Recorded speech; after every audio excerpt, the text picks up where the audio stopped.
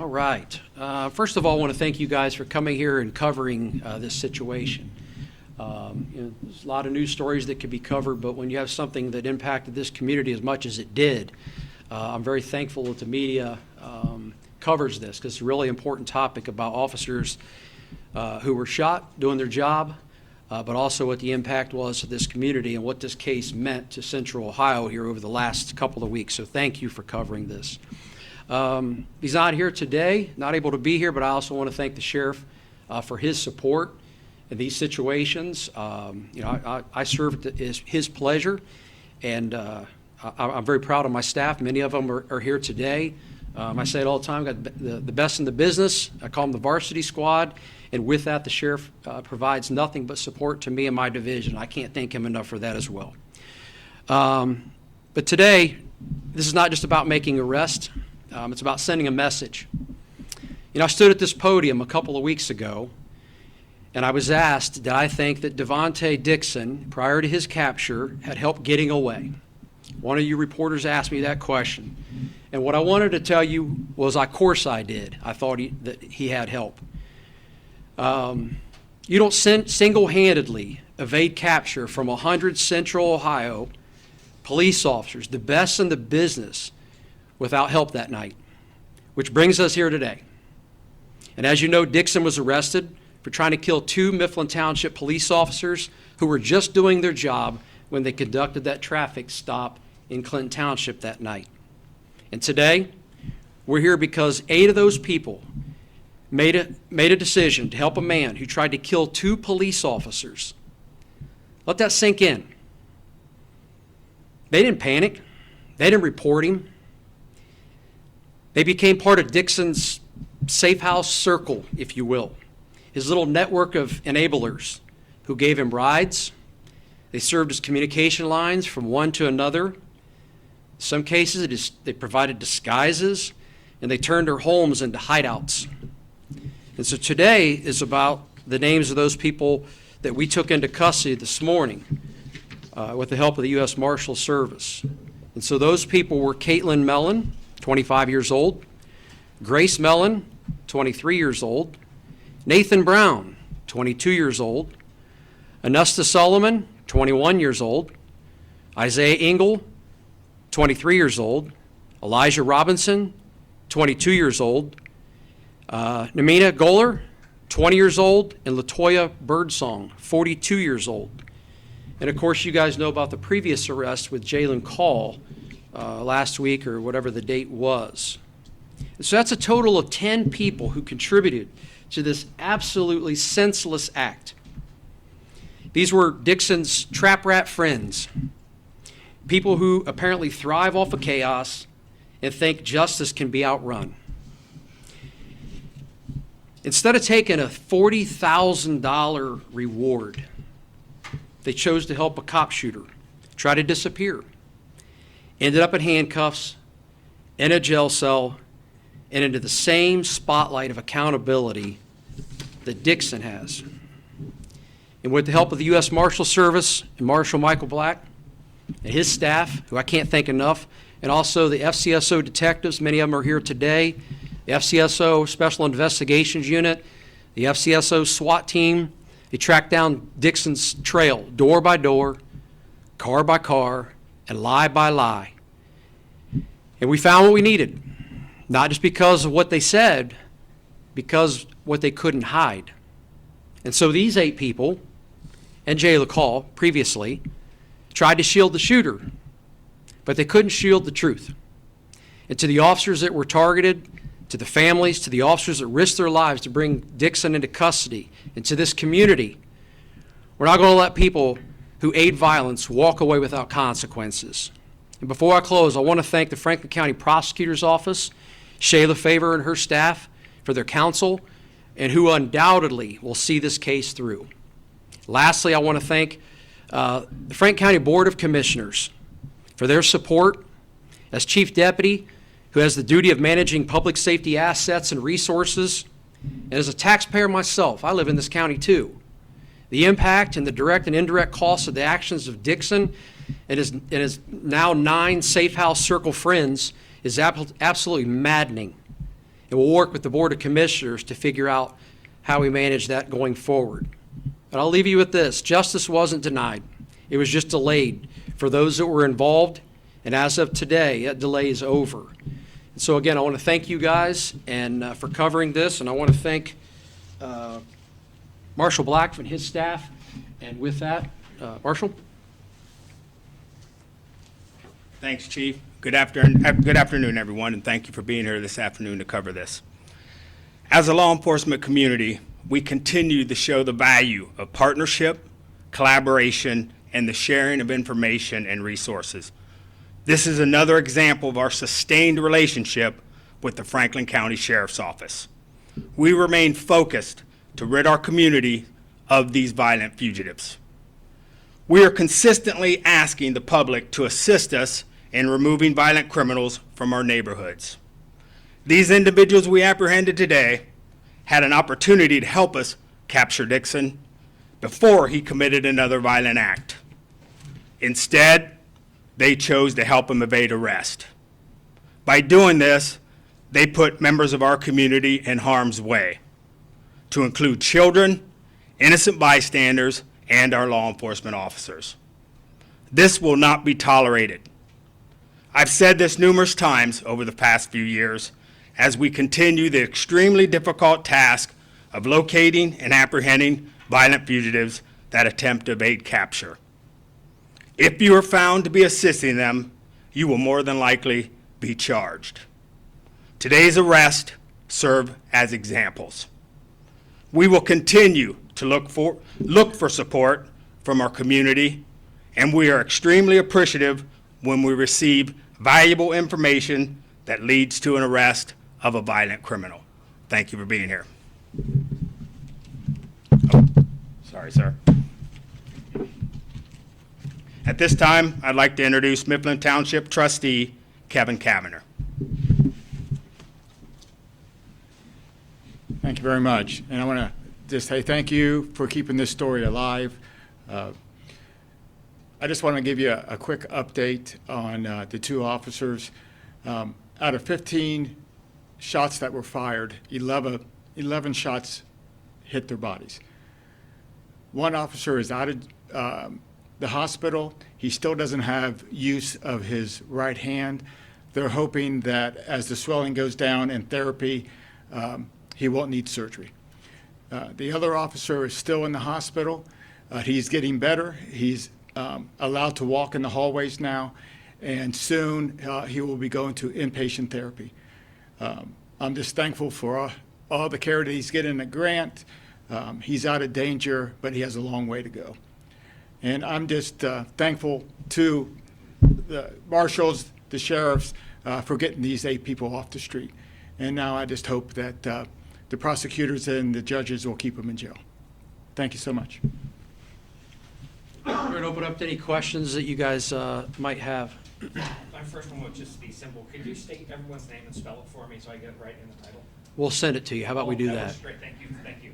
Next. Are you looking for anybody else? Do you believe anybody else out there? We're not done, Steve. We're going to continue to gather information. So these people, we had an opportunity to re-interview them today. More information was developed, and so today I can't announce any more arrests, but I can tell you if there are other people that are involved in this situation that helped Dixon stay away and put the community in danger, as long as I'm standing in this role, they're going to jail. So yeah, the work continues. Were they cooperative? Did they show any sign of remorse when you arrested them? We did not have any trouble apprehending any of them. They were surprised, but as far as we were very fortunate that there was no acts of violence or any trouble getting them all 8 in apprehension today. So all 8 are in custody? Yes, sir. 8 for 8. Can you talk about the ways that these people helped hide Dixon? Each one of these people played a little bit different role. All of them were overt acts, and those varied from providing rides, as I mentioned, in some cases provided disguises to move from one place to another without being discovered. Dixon, when he was arrested, obviously, you guys haven't asked about it yet, but sure, certainly you will, he was still armed, and he was considered armed the whole time. And so we're still vetting some of that out. I'm confident that we're probably going to charge some people with additional weapons charges, and so they all helped at varying levels, but all of them were overt acts. They knew that he was had warrants for his arrest. Many of them talked about that. So it wasn't like they were, unwittingly helping their friend. No, they knew exactly what he had done and the impact he had. And they chose not to cooperate. They chose not to just say, hey, you're a hot potato and stay away. No, they chose to advance his efforts to evade arrest. And for that reason, that's why they're all in jail today. Do they all know each other? Are they all connected, or are they just pieces of his life Many, that happen to come together? yeah, many of them knew each other. I referred to them as their safe house circle, if you will. I don't know, but they had some relationship with one another. They knew of each other or knew somebody who knew somebody. But the bottom line is they all helped this guy stay on the loose for a couple days and put the entire Central Ohio community at risk. And if there's more out there, they're going to jail too. So we may add to this list. We got 10, maybe we'll get to 12 or 15, who knows? In the court affidavits that were filed with this, you said that there was a deputy who was doing surveillance on one of these locations who had eyes on Dixon and saw him get in the car and leave, doing some sort of surveillance behind him. Why not take a chance to stop him then versus letting him continue to be on the run? Beth, I'm not going to sit here and armchair quarterback what an officer had out there. I mean, there's a lot that goes into that, whether there's backup there. You're talking about a guy who just shot 2 cops. And whether he had backup or whatever, I'm not going to question whether they took that person into custody. I don't know that the situation you're describing is even truthful. But if it is, I'm not in a position to armchair quarterback what that officer saw and the reason he acted or didn't act in that moment. All I know is Dixon's in jail, and no one else, by the grace of God, was injured because of it. I know that a whole bunch of officers, many are in this room, risked their life to bring him into custody. And the only one that was injured out of this, other than the Mifflin officers, was Dixon himself, and thankfully no one else was. So yeah, I'm not going to sit here and armchair quarterback why they didn't take him this day versus that day or what have you. Can you go into any detail as to the types of disguises that Dixon used? Not in particular. Again, these cases will be adjudicated in court. Hopefully, in the next week or so, these cases will all be indicted. But as of today, they're charged with obstructing. All of them are charged with obstructing. I think one individual does have a dangerous ordinance charge that because there was an accessory on the vehicle or on one of the guns that was not permissible. But again, when it goes to the grand jury may see it's appropriate for more charges. And I mean, honestly, it wouldn't disappoint me if that happened either. So. Dixon did shoot himself. Can you say anything about his recovery? If he's going to be walking? I don't. You know what? I have not visited the hospital to see his recovery. He's alive. He is recovering as well, and when it's appropriate, his case will be indicted as well. And he'll face the music on that. And but yeah, I don't have any information on his condition, and I'm not evading the question. I just don't know. So. Is there any updated information now that we're a couple weeks removed from the initial incident about what led to that first traffic stop and what may have prompted him to run from the car in the first place? Yeah, and so I have it written here, so I keep getting out my notes because we had some questions that were emailed from some news outlets that were unable to attend. And so a couple of questions, one of which that was asked by WSU was, why was the car stopped? And so the initial stop was a traffic stop. Now, the way it works, and if I can describe this, what happens is you have a dispatcher who's many miles away from where the location of the stop is. The officer gives merely a code, and the code is 86. That's the code for a traffic stop. But the officers generally don't report the details of what the stop was for until the conclusion, if they do, at the conclusion of the stop. But see, this one never got there. Shortly after the stop, chaos breaks out, and we heard, 15 shots were fired? Or 15, yeah, 15. Yeah, and so I did not have the answer to that question initially. The only people that knew the answer to that question would have been the two officers, and we were more concerned about their recovery than we were asking them about that. So, it brings me to this. What was the stop for? The car was acting suspicious in the area. It kept stopping and starting in the middle of the street and in the middle of intersections, blocking traffic. The officer initiated a traffic stop in 86 to investigate what's going on. Do you need help? What have you? When he approached the car, another question by WSU was what was said at the car. Obviously, the officer, I'm paraphrasing, what are you doing? Where are you in the area? The officer did ask for identification. The driver had his, the passenger did not. And the officer inquired about the smell of marijuana in the car. And the next thing you know, the passenger bails out, and you know the rest of the story. So hopefully that answers your question and that of WOSU, who was asking the same. Have you recovered the gun that was used in the shooting of the Mifflin officers? We have. That was recovered the night of. So Dixon acquired another gun when he was on the loose with the help of his trap rat friends there. Are you able to say what kind of gun, if there was a lock switch involved? I can't get into the specifics. Again, cases will be adjudicated and all that kind of stuff. It's not that I don't want to answer. Come on, I could sit here and talk all day about this case. You can see I'm a little amped on this. I mean, this is one of those cases that you don't get. It's not the garden variety case. You got two cops that are shot, and you got a whole bunch of people, many of which in this room, that worked their tails off to bring these people to justice. And so I'm sad for the officers, but I'm super proud for the people that worked on this case as well.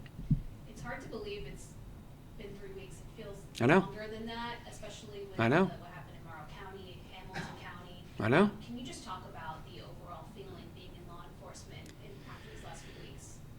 You know what comes to mind when you ask that question is somebody that's smart, far smarter than I am. He's a retired administrator, commander from CPD. He always says that law enforcement is the toughest job in America. And we could sit here and debate that all day long. But here are the officers who go out into the street with the intention to just keep their community safe. And they do what they think they need to do that. They investigate situations. In this situation, here's a car acting weird in the middle of the street. The officer pulls up, needing help or whatever. That traffic stop could have went much different. But instead, somebody bailed out of the car and started firing on these guys. 15 shots, okay?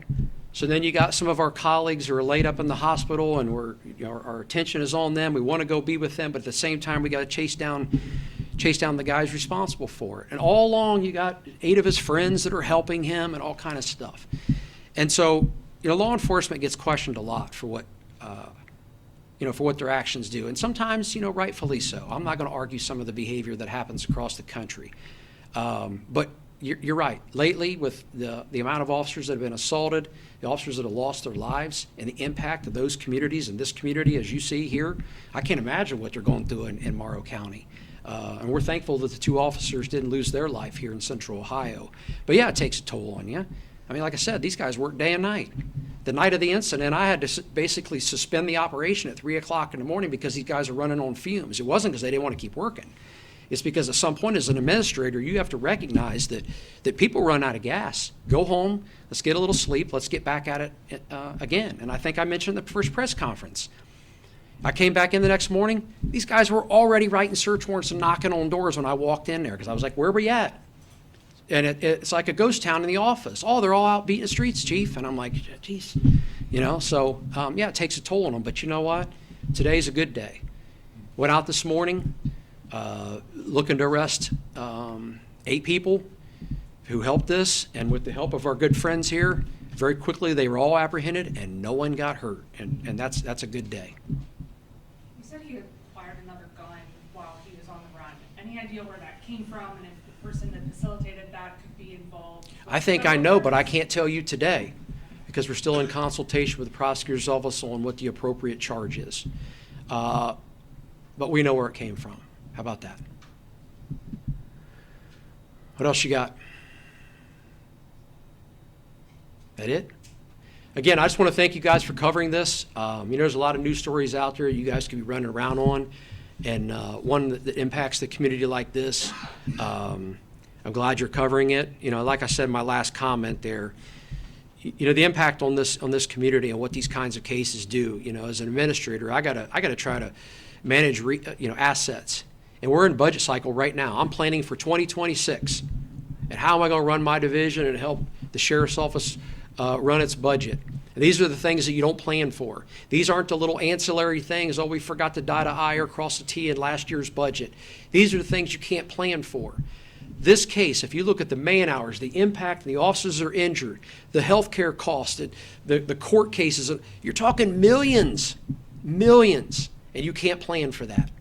But you know what? That's why I thank the commissioners here at the end, because the commissioners will work together. We'll figure out how we're going to get through this financially. Mifflin Township will figure out how they're going to manage with losing a large portion of their staff. These are the things you can't plan for. And so this day doesn't end for us. There's still work to do. And so I'm just glad that you guys are covering it. So with that, again, thank you. Thank you. Thank you.